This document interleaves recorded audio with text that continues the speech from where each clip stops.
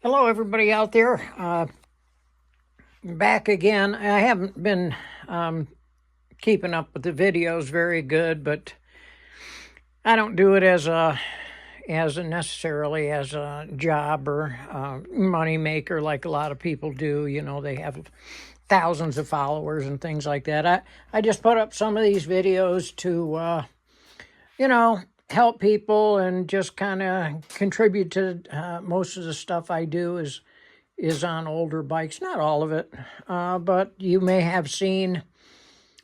It's been a while now, but I had some videos on this Honda. There's quite a story behind this Honda. I found it in southwestern West Virginia.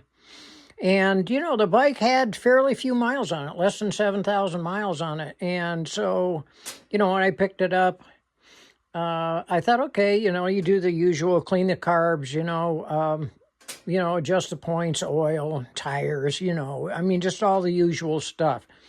But it's amazing to me how much damage people can do to a motorcycle in such a short a period of time is long, but the mileage just is low. So, I mean, it just, I mean, just everywhere you looked, it was, things were damaged. The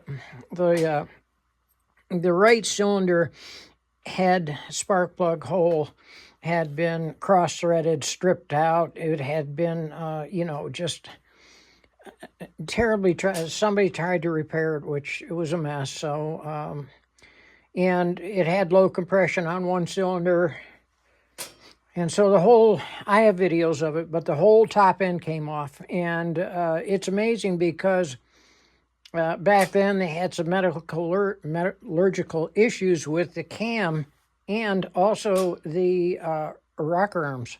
I found the cam to be badly pitted with inclusions, right, that had to be right from the factory, obviously, and so were some of the rocker arms. I think I had one good rocker arm, and the cam and the rocker arms, I mean, you would think in as many as these Hondas they built, but everybody over the, eBay, Craigslist, and, people just like them, but the parts are not only getting very expensive, but they've dried up. So, I spent way too much money on a good cam and rocker arms for this thing. And so with that said, I got pulled the valves, I did a valve job on it, ring job on it, honed the cylinders, got the top end straight on it. And it runs really good now. Now, you can see that obviously, I've updated things, the rectifier, the battery, the tires, the tubes, the chain, the sprockets. It's been painted Prowler silver. I always like silver paint on vintage motorcycles, and if you all remember the Prowler from way back when, I did have some extra paint. So it came out good. I actually like the early fork tubes that are covered like that. I like the way they look. But again, the front end, it needed steering head bearings. Obviously here, fork seals, the forks were completely disassembled and cleaned, and new fork seals in there, new steering head bearings, fresh oil, wheel bearings. I trued up the wheels on it, the list just goes on and on. There isn't anything that hasn't been touched on this bike that just needed a good going over. But, it's there now. A lot of this stuff, some of the stuff, a good majority of I've had laying around over the years that I used to not only ride these on the street, but I also raced them road race these for a few years with Arma. And so I had spares around, things like that.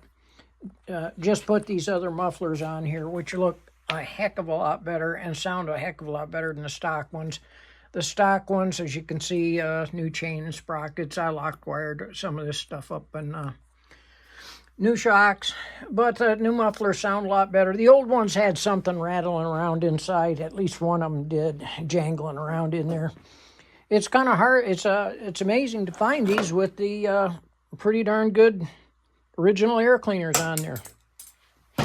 You know, I could have gone to pod filters, but you know, if you've got a good system that's still in place, I say use it. Keep the bike as original as you can. So we've got, well, an old friend of mine who has passed. I used to race with him. He crashed his bike one day at the track up at Grattan. He was racing a BSA B50 single. And he bent a set of cafe bars. I had a spare set of cafe bars with me at the racetrack, so I gave him those bars. And at the next race, he came and gave me these BSA bars, which is kind of a cool set of bars. They're lower, not as much sweep back on them, and the angle's just about right. They're pretty wide. You got a lot of leverage with these bars. But the BSA bars are kind of cool on there. They give it a good look. I recovered the seat. It wasn't that big a deal. Actually, if I could find, the seat was split in half from people. You know, they'll lift up instead of, you know, using the grab handle, which is there for a reason. And people will grab the back of the seat and lift up and bend the seat in half. You know, it happens a lot on old vintage bike, but why? There's a handle right there for that very purpose, but it still happens. The thing is, and I got the rebuild kits for these carburetors, okay? And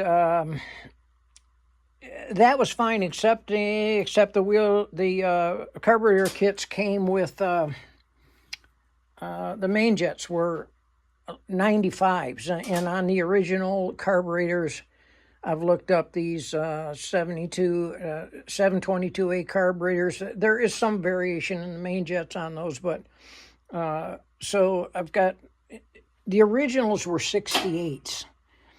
And so there was 95s in there. So it was really fat on the top. And you could, you know, it just was way too fat. So I got some new jets from 4-into-1. These people are good people. They got, you know, a lot of stuff, not just for 4-cylinder Hondas. They've got tons of stuff there, which is nice. Some people are trying to repop a lot of this stuff that you can't get anymore. So that's handy. Well, wait a minute here.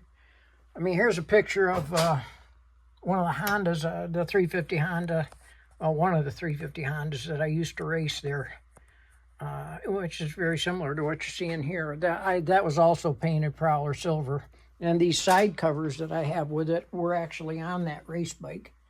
The bottoms were cut off because I had velocity stacks underneath those at the time when I was racing. And I was trying to just make sure a lot of air got to them. But anyway, I like the look. It's fine. Those are the covers off the old race bike there. We did a little bit, some gearing changes on it a little just to make it not rev quite as high when you're running down the road. And back to these carburetors, though, you know, I have, of course, over the years, as you can imagine, at my age, I've built tons of Honda carburetors, and there's so many Hondas that have come in and out of the shop. You know, I've collected, you know, tons of stuff. You know, needles and mains and pilots, and but on these, to give you an example here. I've got 68s here, which were the originals, and then I think these were like 95s that came with the rebuild kit. So even though you get a rebuild kit, you got to check to make sure you have the right size jets or something that is at least close. And so I'm going to swap these out real quick. It's not a big deal here. Something I would, some little trick that I would like to show people on here is that, you know, I mean, you got to drink my coffee here, if you don't mind.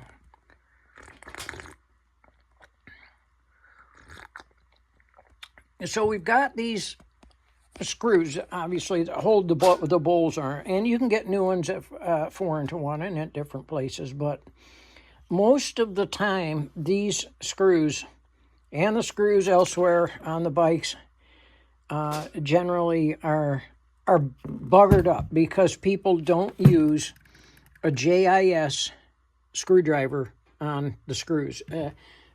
These American type Craftsman or whatever Phillips you use are not the same as the JIS screws. So you'll see screws all over Japanese motorcycles that have been messed up because people are not using the correct JIS screwdrivers. I mean, it may come as a surprise, but even let's see, where's that screwdriver I was using? Even the flat blade is a little bit different than the regular American type screwdrivers on these things here. So that's something else to watch out for. And you can get them in a kit. It comes with the handle. It comes with all the different JIS type screwdrivers. And I like the JIS bits for my impact hammer, because the only way you're getting these screws off of these side covers is with not only a JIS Phillips, but you need a good impact driver, and you can reverse it to take them out, and you can reverse it to put them back in. So you need something good like this with a hammer to get those out, or they'll just be botched up like almost every bike I get in here.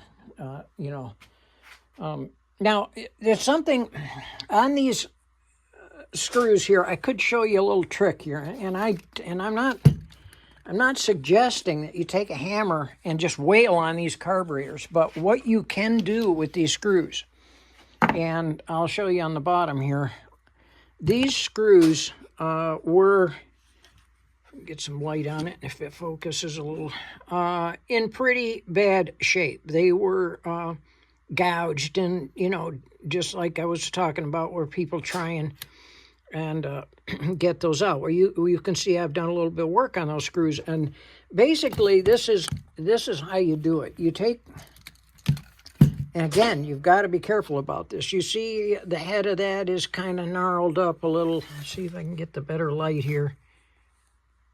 But they've been damaged by people using the wrong screwdriver, and there's meat that's standing up off of them all over the place. So what I'm going to say is take this screwdriver, hammer, and you can see it's just not very big, and don't wail on these die-cast carburetors, because die-cast is, of course, a little bit softer than most metals. It's a pot metal, but you can see the burrs on top of that screw there. Maybe you can't. I don't know. I'm trying to do the best I can with what I've got here, but I'll tell you what you do. You take your hammer and gently massage the top of the screws back into. You can go around the perimeter, and what you're doing, really, I wish you could see the before and after here, because what you're doing is putting that metal back into shape. And now what you'll do, gently, massage that until those grooves start to go back to original shape. And if you nail the top of it, bounce the screwdriver off the top of it, it'll kind of drive a little material back down into it. Now, the thing that you have to do after that, though, is, and if I can get this camera right, take your JIS screwdriver, and what you're going to do is insert it into the Phillips, because now you've kind of flattened the top of that out, and it won't go down in there very well. Well, now what you do is just drive your screwdriver back in there to shape it. And as you can see, that screwdriver is sticking in there because you've reshaped the head of that. You've kind of peened down the top of it. And then you use a good JIS driver. This one happens to have a flat end on this end, so I can tap it. But once you can, that's almost tight in there. Now, do that a couple of times. Make sure you got shape back in there. And I'll tell you, you've got almost a perfectly reformed screw without having to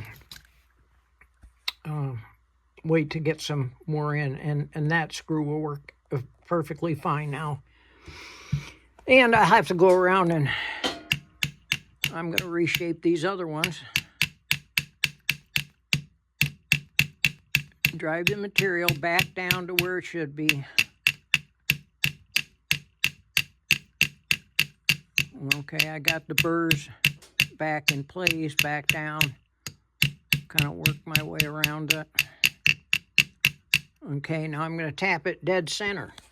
And I'm going to flatten it out just a little, not a lot, just a few taps on there. Kind of drive the material back to where it's supposed to be.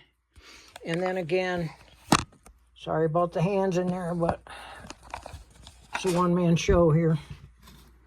So I'm going to take this screwdriver. I'm going to reshape it again. I'm going to drive that in there. And boom, you got, whereas before you probably were going to have trouble getting it out. You're probably going to have trouble tightening it because they were mangled up, botched up. So if you work slowly with these and work the material back into the screw, hit the top of it to flatten it just a little. I'm going around the circumference first to kind of drive them back into the material back down in there. And then I'm using my JIS screwdriver to reshape it. See? Okay. And bingo. I mean, it looks just like it should.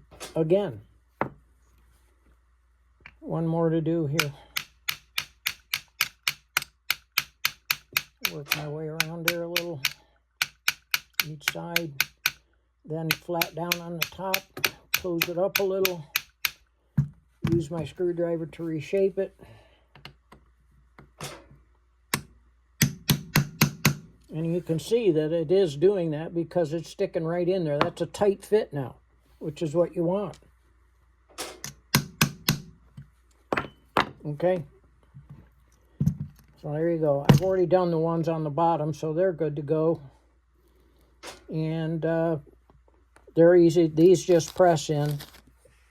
These main jets just press in. They've got a gasket on here. As you can see, I've got a bunch of old ones over the years that I've kept in my little stash box, if you will, here of Honda parts. I keep, well, those are key in parts, maybe, you know, more than, not just Honda, but, you know, I do that with just, I've got some BSA stuff up here. I have Suzuki stuff up here, but any of that stuff that you get, you know, linkage and fairing, I got shifter parts, linkage fairing parts, I've got BSA jetting parts, you know, just, stuff like that you keep over the years that you'd be surprised at how many times you go to the well for that stuff. The same as metric hardware.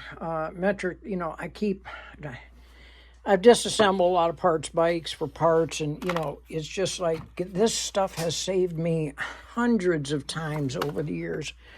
And I got, you know, kind of haphazardly there's stuff down here. I got metric that I keep, and just odds and ends, stuff you can't get anymore, like I don't know, some of this stuff is harder to find these days. I've got some BADS plugs in here and things like that just can't, some of the old stuff that you can't get. But anyway, on to the Honda. So I'm going to get the carburetors. I'm going to rejet the carburetors and get those back on here today.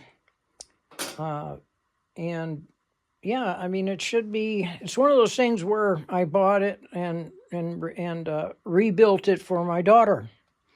And so it's her bike, and at some point she said she'd like to ride it again. She has been very busy with children and careers and things like that, so I've been keeping it here for her, keeping it winterized, keeping it running, you know, because I don't want it to just sit, and then it'll, as you all know, will just it just goes bad, starts, and then you got to start over with everything. But just doing a little freshen up on the carburetors. And we'll slap those back on there today.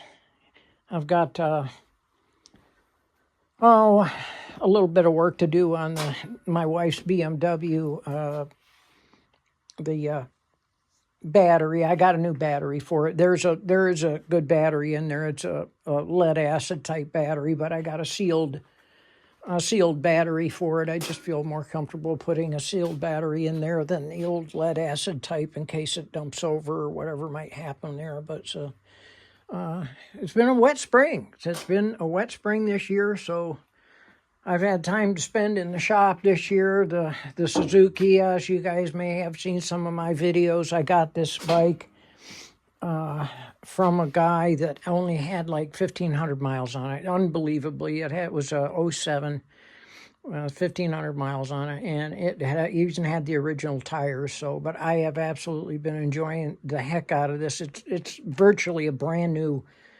Suzuki DL.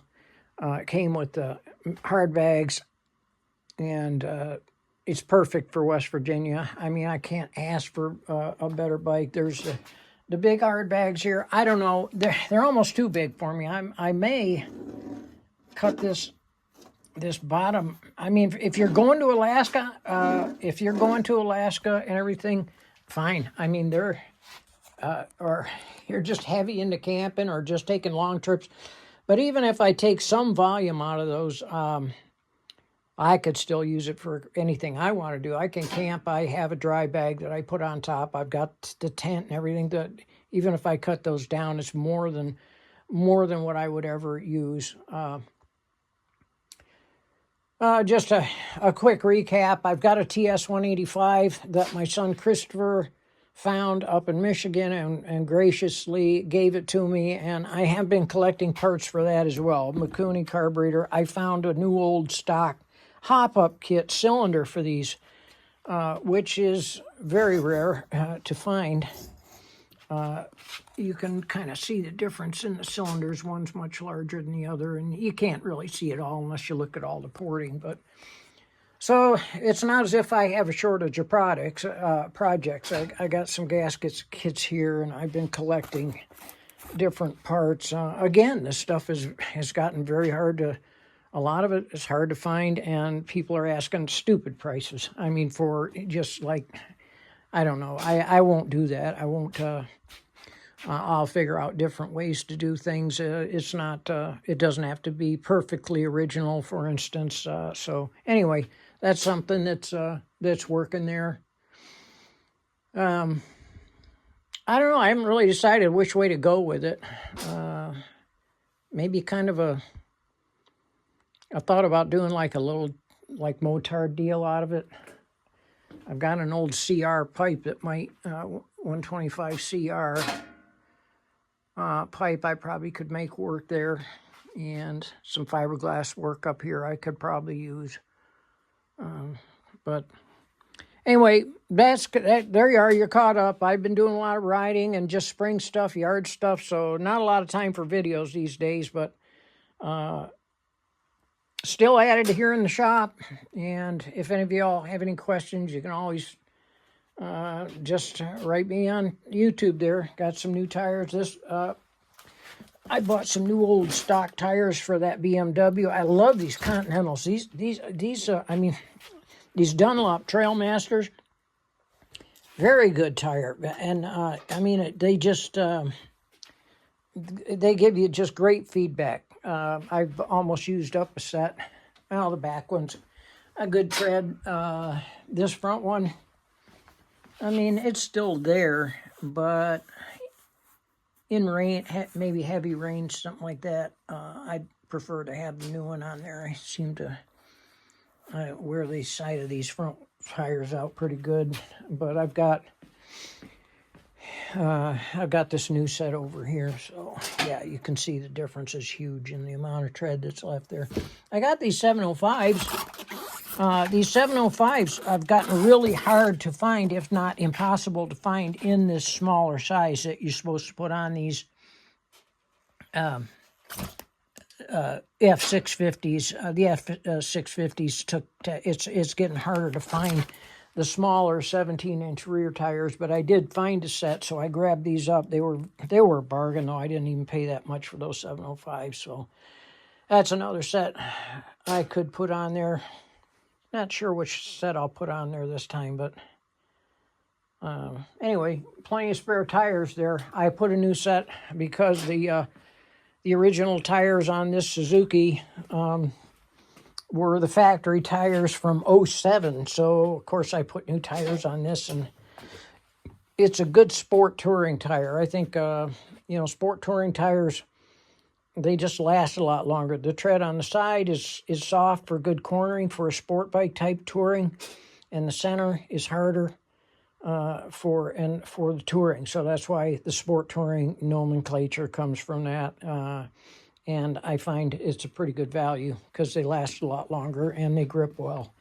So, all right, well, I'm going to get back to these carburetors and get these other jets in there and see if we can't get these on there here today. It doesn't really take too long. Kind of got it down to a science over these years. So, thanks for watching. I hope you all have a great day, okay? Bye now.